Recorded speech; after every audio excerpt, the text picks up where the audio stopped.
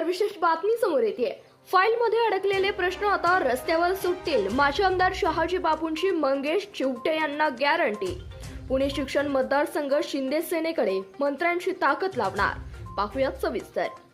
पुणे विधान परिषद विभागीय शिक्षण मतदारसंघ शिंदे सेनेकडे येणारच, त्यासाठी दिल्लीपासून मुंबईपर्यंत सर्व मंत्र्यांची ताकद लावू असा थेट इशारा देत शिंदे सेनेचे माजी आमदार ॲडव्होकेट शहाजी बापू पाटील यांनी सांगोल्यातून आरोग्यदूत मंगेश चिवटे यांच्या प्रचाराचा शुभारंभ केलाय।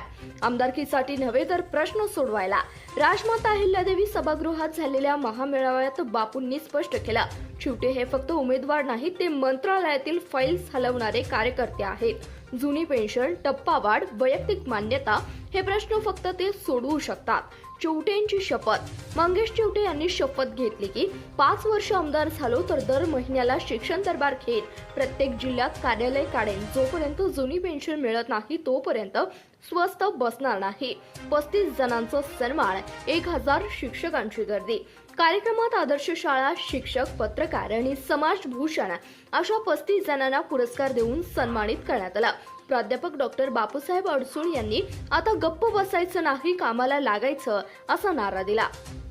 या कार्यक्रमाला सोलापूर जिल्हा परिषदेचे माध्यमिक शिक्षण अधिकारी सचिन जगताप, एकनाथ स्वाभिमानी शिक्षण सेनेचे संस्थापक प्रदेशाध्यक्ष प्राध्यापक डॉक्टर बापूसाहेब अडसूळ, नगराध्यक्ष आनंद माने, उपनगराध्यक्ष नितीन इंगवले, जिल्हा परिषद सदस्य दादासाहेब लवटे, उपसभापती अजय सरकर, युवा सेनेचे सागर पाटील, युवक नेते योगेश खटकाळे, गटनेते प्रशांत धनवजीर, बांधकाम समितीचे सभापती माऊली तेली, नगरसेवक अरुण पाटील, राजाभाऊ मदने, चैतन्य राऊत, माजी नगराध्यक्ष राणी माने, आरोग्य सभापती गोदाबाई बनसोडे, महिला बालकल्याण समितीच्या सभापती छायाताई मेटकरी, माजी नगरसेवक सतीश सावंत, सूरज जम्मा, प्राध्यापक संजय देशमुख, सोमेश यावलकर, अमित पाटील, उत्कर्ष पाटील, वैभव शेटे, विशाल पाटील, वैभव बोराडे यांच्यासह जिल्ह्यातील विविध शाळेतील शिक्षक, मुख्याध्यापक, संचालक, शिक्षकेतर कर्मचारी, पत्रकार व मान्यवर मोठ्या संख्येने उपस्थित होते।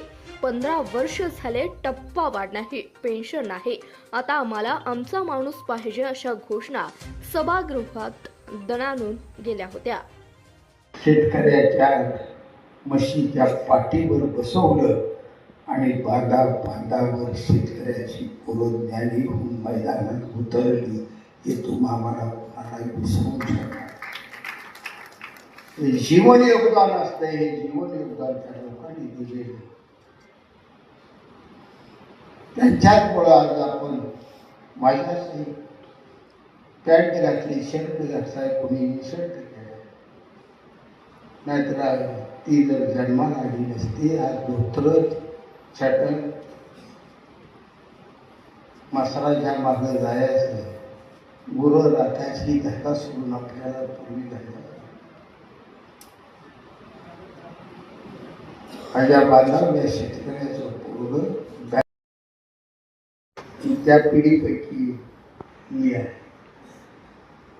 56 साली माझा जन्म आहे, 61ला पहिली आणि त्यावेळेचं ज्ञान घेण्याचं सगळ्यात मोठं प्राथमिक शाळेतलं हत्यार कोणतं होतं, ते पेन्सिल आणि पाटी होते। एकाच पाटीवर इतिहास लिहायचा, एकाच पाटीवर भूगोल लिहायचा, एकाच पाटीवर गणित सोडवायची, एकाच पाठी मराठी प्रश्न सोडवायचे, तोंडाचा चुका काढायचा, इंग्लिश मास्टरकडे बघत पुसायचं, पुन्हा पुसून घेत असं।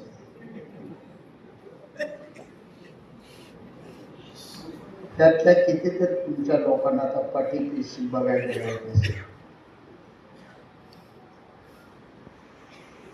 हायस्कूलला गेल्यानंतर वह्याचं मोठं लाट तोडून घ्यायचं आणि पेन त्यावेळेचा हत्यार। त्यावेळी ह्या पेन नव्हत्या मंगेश दादा, त्यावेळेच्या पेन ह्या होत्या, त्या शाई भरायला लागल्या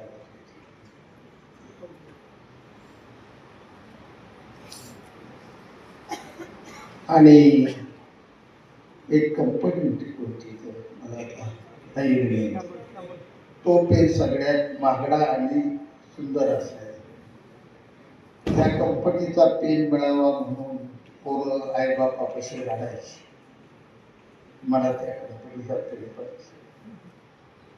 शाईची बाटली घ्यायला लागायची. 2 वेळा पेनमध्ये अरून शाई भरल्यावर तिसऱ्या ती बाटली सांडायची. मग आई मारायची. मी गेल्या आठवड्यात आणली, एवढं काय नेलं होती पुन्हा बाटली मारायला. हे बी या सर्व शिक्षक बांधवांना मला सांगायचं आहे की आपले जे जे काही प्रश्न असतील, जसं आता मी सांगितलं, अनेक शिक्षक बांधवांचे वैयक्तिक मान्यतेचे प्रश्न आहेत, कारण मला सातत्यानं फोन येतात. अनेक बांधवांचे शालाताडीचे प्रश्न आहेत, अनेक बांधवांचे इतर प्रश्न आहेत, आणि सामूहिक आपले जे शिक्षक बांधवांचे प्रश्न आहेत, जसे की टप्पावाढ असेल, जुनी पेन्शन योजना असेल, या ठिकाणी मला आवर्जून सांगायचं आहे की माझा येणाऱ्या काळामध्ये आपण निवडणुकीला सामोरं जाताना 2च मुद्द्यांवर मी प्रामुख्याने निवडणुकीला सामोरं जाणार आहे.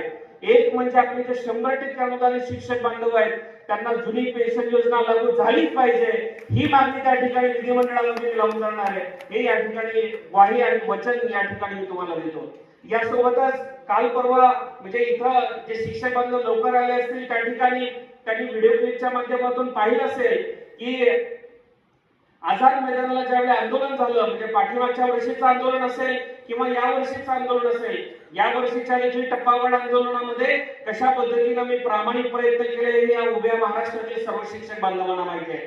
कारण गेल्या वर्षी देखील आपल्याला आठवतंय अडसूळ सर त्या ठिकाणी होते. आझाद मैदानामध्ये चर्चा सुरू होत नव्हती, चर्चेची कोंडी फुटत नव्हती, आणि त्या ठिकाणी बापू तत्कालीन म्हणजे विद्यमान शिक्षण मंत्री आदरणीय दादाजी भुसे साहेबांच्या कानावर हा विषय टाकला. मध्यरात्री 3 वाजता आपल्या नेते रात्री उशिरापर्यंत आपल्याला कल्पना आहे की दिवसाची रात्र आणि रात्रीचा दिवस करण्याची धमक असलेल्या नेत्यामध्ये एकनाथजी शिंदे साहेब मध्यरात्री 3 वाजता या शिक्षक बांधवांच्या टप्पावाढीचा विषय आम्ही त्यांना सांगितला.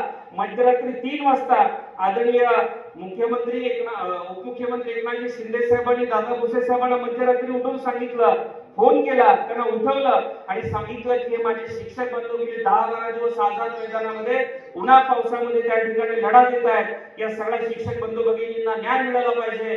तुम्ही तात्काळ उद्या आझाद मैदानाला जा, त्यांच्या मागण्या समजून घ्या, आपण मंत्रालय स्तरावर बैठक घेऊ, विधिमंडळामध्ये मुख्यमंत्री महोदयांकडे मागणी करू, मात्र या शिक्षकांना टप्पावाढ मिळवून देऊ. कारण हा टप्पावाढ माझ्या कार्यकाळात म्हणजे एकनाथजी शिंदे साहेबांच्या कार्यकाळात 15 ऑक्टोबर 2024 ला त्या ठिकाणी टप्पावाढ देण्याचा निर्णय झाला होता, आणि त्या जी